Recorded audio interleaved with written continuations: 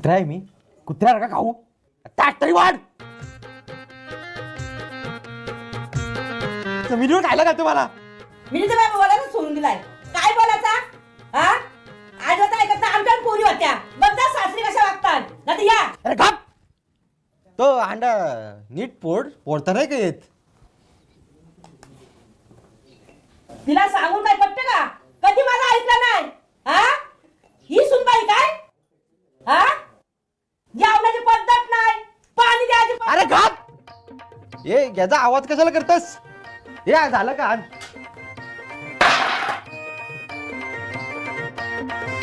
हे भातय बात नाही आहे. नुसती भाजीशी खाऊ?